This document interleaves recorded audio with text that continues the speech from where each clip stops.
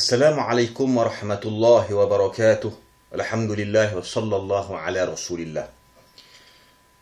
InsyaAllah kita bawakan satu dalil yang menunjukkan bahawasanya mana-mana amalan, kebaikan dan juga ketaatan boleh dikhususkan pada waktu tertentu.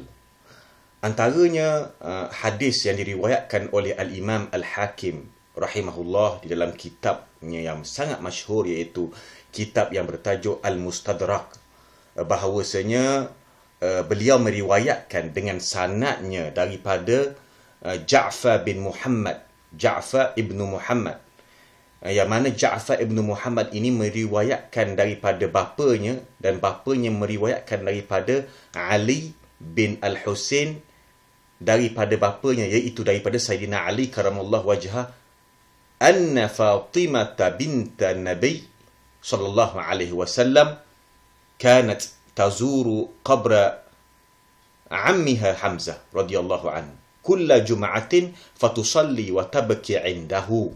Ini hadis yang sahih, membawa maksud bahawasanya sesungguhnya Fatimah, anak perempuan Nabi sallallahu alaihi wasallam, sentiasa menziarah kubur bapa saudaranya iaitu Hamzah setiap hari Jumaat, dan beliau menunaikan solat sunat di sana dan menangis di sisi kubur bapa saudaranya. Dan hadis ini, kata ulama ahli sunnati wal jamaah, menjadi dalil bahawasanya boleh kita mengkhususkan mana-mana amalan pada waktu-waktu tertentu.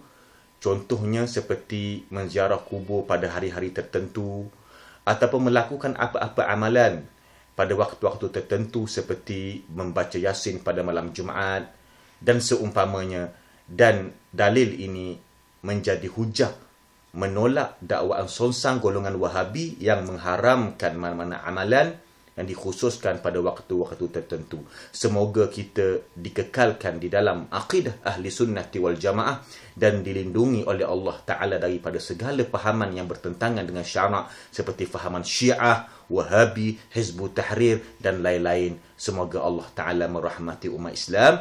Aqulu qawli hadha wa astaghfirullah li wa lakum wa lisairil muslimina wal muslimat. Wassalamu alaikum warahmatullahi wabarakatuh.